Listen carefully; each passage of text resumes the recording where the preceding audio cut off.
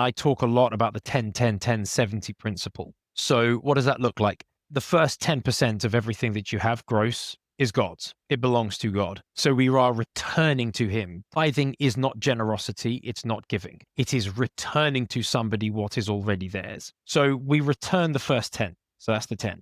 Then we have another 10. If you are able to consider tithing into yourself as well, that is a great principle to do. And I actually suggest that people do it twice. Now, this is possibly one of the toughest budgets that you're going to have to think about, but stick with me. 10, 10, 10, and then the 70 that's left, right? 10% for God, 10% for short term, 10% for long term. The 10% for short term, you would be thinking about, right, I am saving towards a specific goal or an asset or something. So I want to continue putting aside 10% gross of my income into a savings vehicle like an ISA or a long-term saving plan for a specific point in the future, be it to buy a house or to buy a car or to buy an asset or a business. The third 10%, so you've got your tithe, you've got your short-term 10%, you've got your long-term 10%, that is for future Tom. That's for future Chinazo. That's for future whoever is listening to this, knowing that at the point that you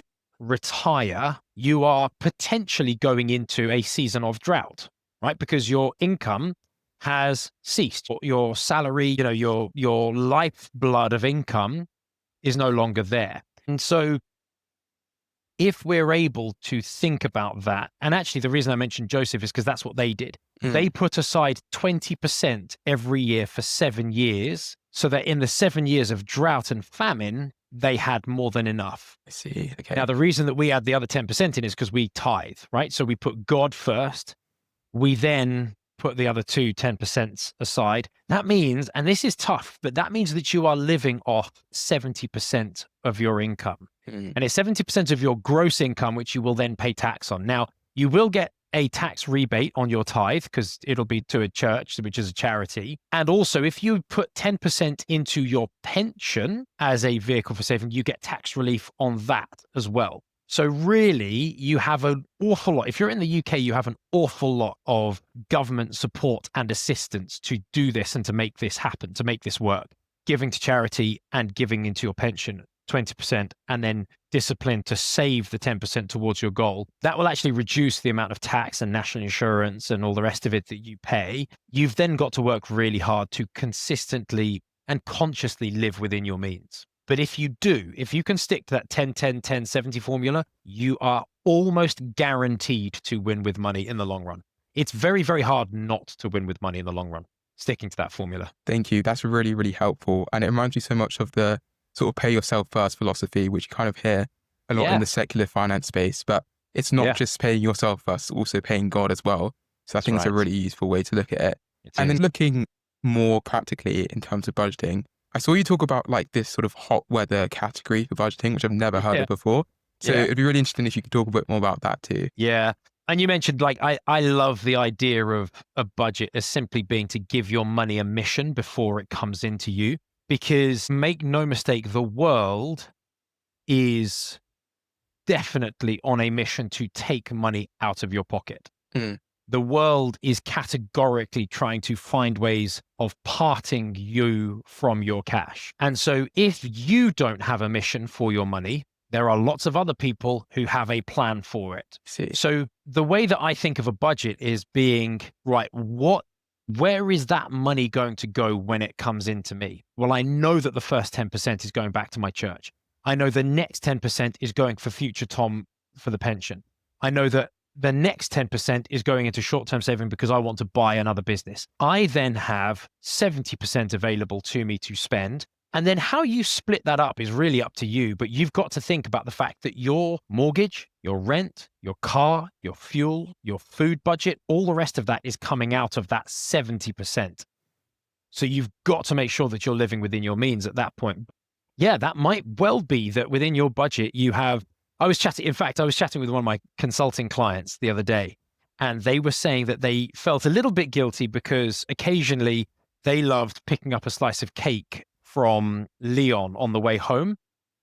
And I said to her, well, can you afford it? And she went, yeah. And I said, well, just create a cake category in your budget. Just budget for it. Like, if you know, that on an average month, you're spending £50 a month on cake, let's say. Well, budget yourself £60 a month. With the 10% that's left over, be generous and buy cake for someone else or whatever it is that you want to do. But if you've got that margin, if you've created that space within your budget, you can do some really fun things and start to plan generosity. And that's another point, actually, that I just want to make. If you want to be generous, if you want to be a giver, you need to plan for that generosity to come out of the 70% that we were talking about. The 70% doesn't erode your tithe or your saving or your long-term investment. That the generosity comes out of the 70% that's left over. Okay, that's definitely makes sense. And I know you have like a free sort of budgeting kind of template or tool to kind of help people practically budget their money. Do you mind giving a brief overview about that? Very happy to. Very happy to. So I built this. Again, this kind of came about as a response to the need of somebody who did my course, and I got to know them a little bit. They came on the course, and at the end of it, they said, "Oh, look, I loved all the stuff you did on budgeting, but could you help me with a spreadsheet or a budget to actually help me practically?" And I had gotten to know this person. I said, "But you're a lawyer, like you work for like this big investment bank. Like, I mean, she's a high flying hotshot. Like, I'll be honest, like she's a very, very impressive woman." And she went, "Yeah, but because I'm a lawyer, I spend all of my time in Microsoft Word. I don't touch Excel and I don't know how it works."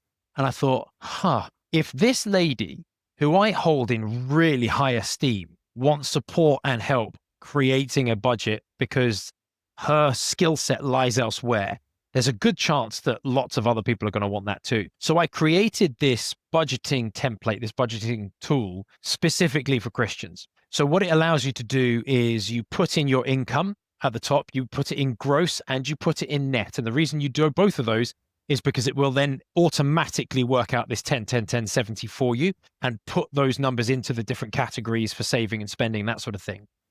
You might be getting other bits. So I've got like 5 different income streams that come in through like ad revenue or different businesses, properties, that sort of stuff. You can then list all of those and it will tell you, this is your total income. This is what your tithe should be. This is what your long-term, your short-term savings should be. And here's where your 70%, this is where your budget needs to come from. And it will feed that into the rest of the numbers. You can then create your own category. So within there, you can add a cake fund. You can add a hot weather category for barbecue food and drinks and snacks and that sort of stuff. You can add in generosity, that sort of thing, because my wife and I, we give to a number of different like causes and missions overseas. Those come out of the 70%. They're all written into the budget. They all have an individual line. Then there's a tab for debts and assets and savings. So if you've got properties, you can see your mortgage versus your equity, that sort of thing. And then what you can do is you can import your bank statements and you can literally just download it as a CSV file, import it, as long as you've categorized it correctly. The first time you do it, it takes time. And I've actually got a whole tutorial video to talk people through like how to categorize everything so that they're bank statements. Because then what you can do is you can just have it that it automatically uploads and you can drop it in and then it will create this dashboard for you that looks really nice, but is also helpful because it shows you your goal versus your actual. Like, okay, you said you wanted to spend £70 a month on cake. You've spent £90. You're a fatty. You need to spend £40. Like that sort of thing. It doesn't hurl insults, actually. That's a feature that I'm working on, but it's a really, really easy way to see where your money is and where your money should be going. It does take a bit of time to get used to using it. But the point that I make on the course, and I talk about this a lot, there are businesses. In fact, I was chatting with my son in the car the other day, and he was talking about McDonald's, and we were just talking about how the price of McDonald's has changed and how I think the new £5 saver menu, whatever it is a really good idea because there are going to be lots of people that otherwise, as a business idea, it's a very clever thing because a lot of their prices have gone up and people will have been priced out of one category, but they've given them something else to take. They've got an alternative that they can spend their money on. And my son, who's 10, said, "Wow, they must be really rich." And I said, "Ezra, my son's called Ezra. I said, they make billions every single year." And I said, there are thousands of restaurants, tens of thousands of chains and franchises and all the rest. And we kind of spoke about the structure a bit. I said, they have an entire department that all they do is check that the money is exactly what it's meant to be versus what they thought it was going to be and what it should be in the future. And they're tracking every single cent and dime and dollar and pence and pound on a daily basis. They're reconciling it weekly, monthly, quarterly, yearly. they're tracking their numbers. And if multi-billion pound worldly organizations are doing that, surely it's time that Christians started doing that too, tracking the money, especially as it's not theirs, right? If you go and you start renting a property, the first thing that happens on day one that you move in is that there is an external party that comes in and does a walk round and does the check-in and audits what's in the flat, what's not in the flat, what's the condition of the property, all the rest of it, so that when you leave, they can see how you've treated what wasn't yours. If none of this money is ours, we should be controlling our budget. We should be controlling our finances to make sure that they are in line with the master's will. So